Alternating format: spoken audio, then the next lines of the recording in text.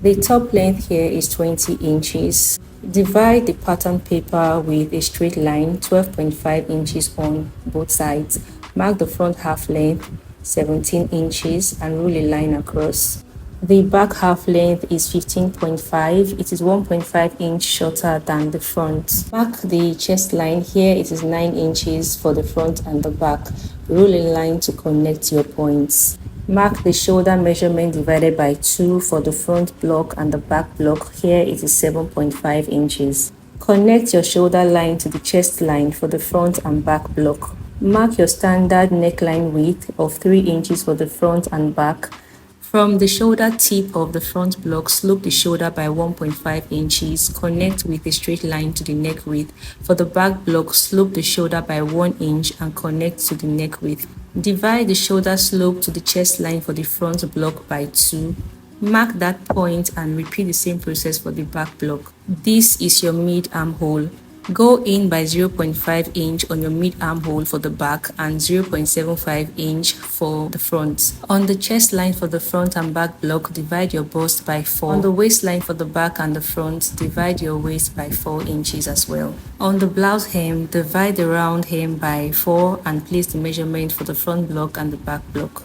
With a straight line, connect the points for the back block and the front block. Connect with a straight line the shoulder slope to the mid armhole for the front and back block. With the help of a French curve, connect from the mid armhole to the chest line. On the front block, come down from the chest line by 1.5 inches. This is your bust span line. Mark the neck depth of 3 inches for the front block and the neck depth for the back block is 1 inch. Connect the lines with a curve. Mark the bust span of 4 inches on the blouse hem and on the bust span line, connect with a straight line. Divide by 2 the measurement from the neck width to the shoulder slope. Connect this middle to the bust points. Measure from the shoulder to the under bust. Here it is 14 inches. With a straight line, connect your points. On the half length line, open up your darts on both sides by 0.75 inch. Connect the dart legs to the bust point and with a straight line connect to the blouse hem. Take the difference between the front and the back half length and place it from the bust span line on the front block. Connect that to the bust points. On the under bust line, from the dart leg on the center front, come in by 0.75 inch and on the side front, go outward by 1.25 inch. This is the under bust tightening. With a slight curve, connect from the center front to the bust point and from the side front, connect 0.5 inch away from the bust points. From the under bust, rule a straight line to the blouse hem. Measure all the dart intake on the blouse hem and place it by the side of the block as seam allowance. Repeat same on the half length. Connect a new side line to the chest line. From the neck depth of 3 inches, come down by 6.5 inches. This is the cleavage depth. Make a 0.5 inch gap. Call this the bridge. From the shoulder line, come down by 7.5 inches. This creates the over bust line. On the over bust line, mark 0.75 inch on both sides of the shoulder princess dart line. With a slight curve, connect from the bust point to the over bust tightening points. Divide one part of the 0.5 inch, share it on either side of the shoulder princess dart line. This is to tighten the yoke. Connect this over bust tightening dart to the shoulder as shown. Connect a sweetheart neckline from the cleavage depth bridge to the over bust tightening point on the center front. Mark the other part of the 0.75 inch over bust tightening from the armhole curve and connect a new armhole as shown. Mark inward 1.5 inches from the chest line. With a curve, connect and create a bra cup for the side front. From the under bust tightening point on the center front, create with a curve a bra cup to the bridge. Go ahead to label your cups the center front and the side front respectively for easy identification. This bra cup is 3-in-1 partitioned.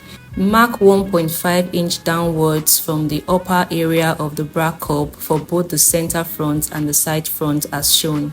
Draw out a line to connect the points. Moving to the back block, mark 1 inch at the blouse hem and 2 inches on the over chest area of the back block. Rule a line to connect the points. Alter the front neckline by coming downwards from the neck depth by 2 inches. Alter the neck width by coming outward by 2 inches as well. Draw a curve to create a new neckline. Alter the neck width for the back block by same 2 inches. From your new center back line, create your grommet bar by coming outward by 1.5 inch. Rule a line to connect the points, and here the grommet eyelet will sit. Connect the neck width of the back block 0.25 inch away from the grommet bar line as shown.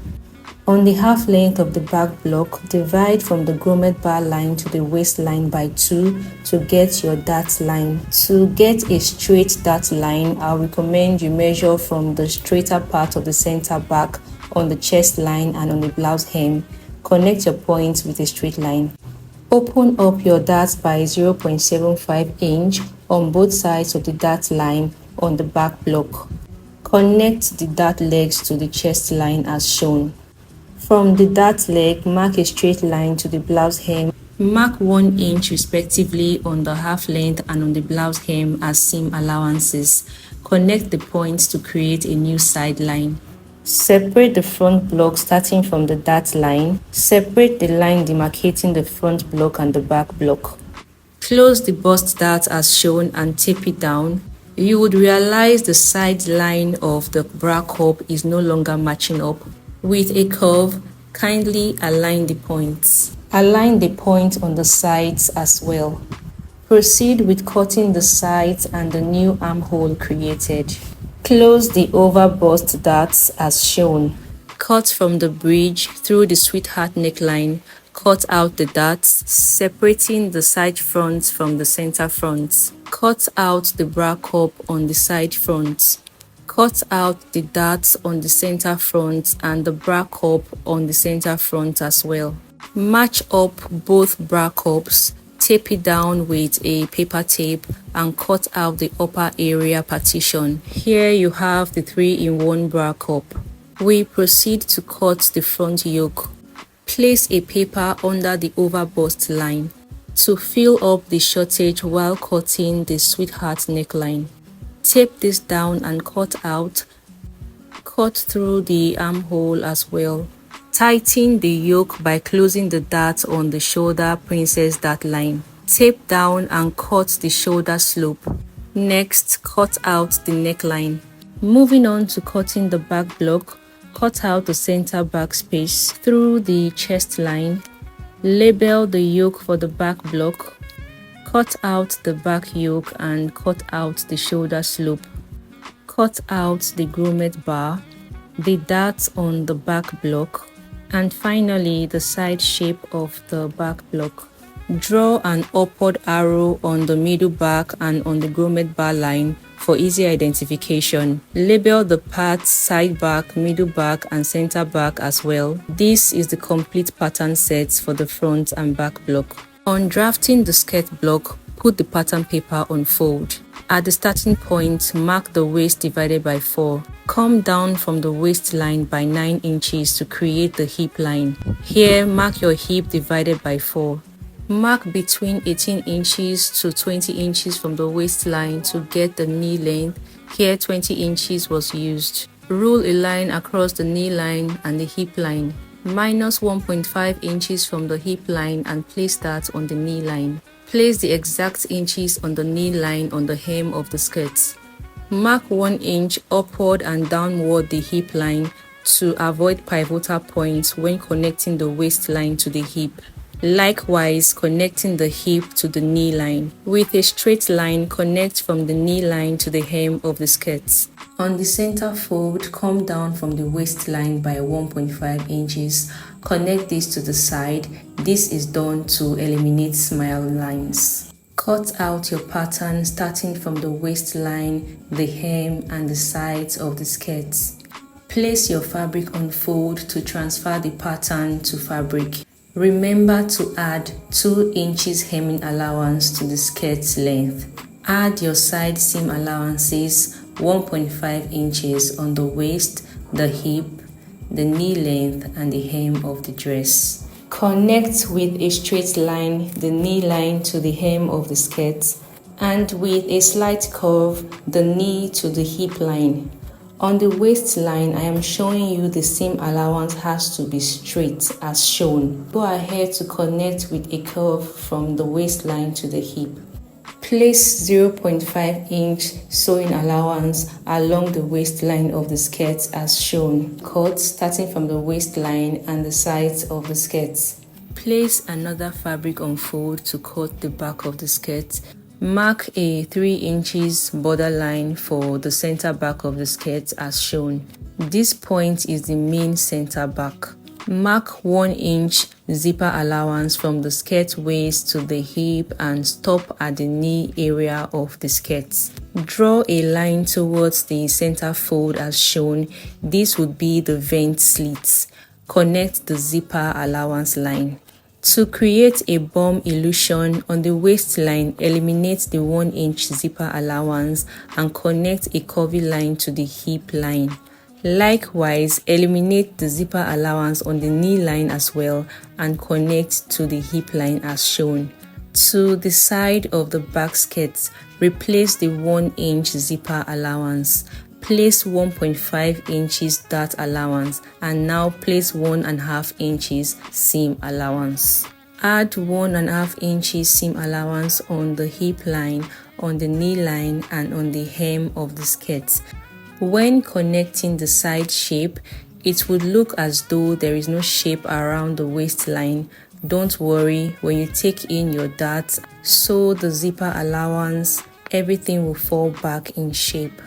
Now proceed to cut the side shape. Please note, when cutting the waistline of the back skirt, you cut a straight line. It wouldn't have a curve as the front waistline. Cut the center back, the vent first, then cut from the half length of the skirt, create the bum illusion as shown, and connect to the waistline of the skirt. Mark once again your new zipper line of 1 inch and create a notch at that point for easy identification. Slit open the vent area of the fold as shown. Take out the pins. Open flat the pattern. It is time to mark the slash points. I am starting from the right side facing me.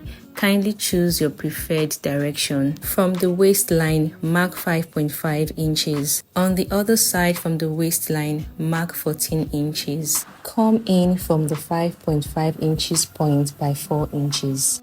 Connect the points.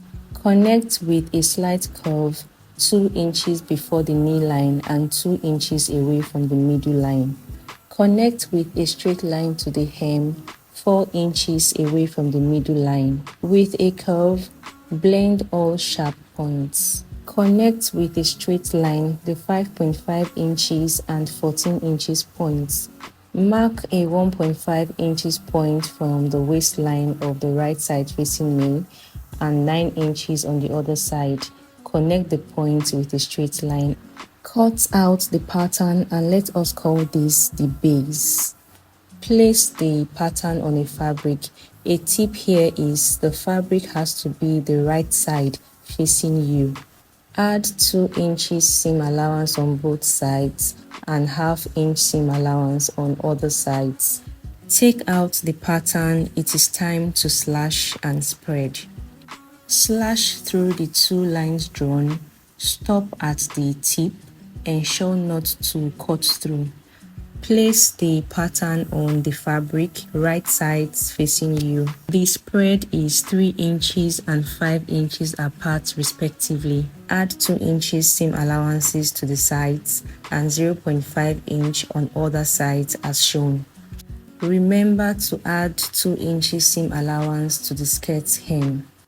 Pleat back your spread. Ensure to match up the pattern paper. While you pleat, pin it down in place.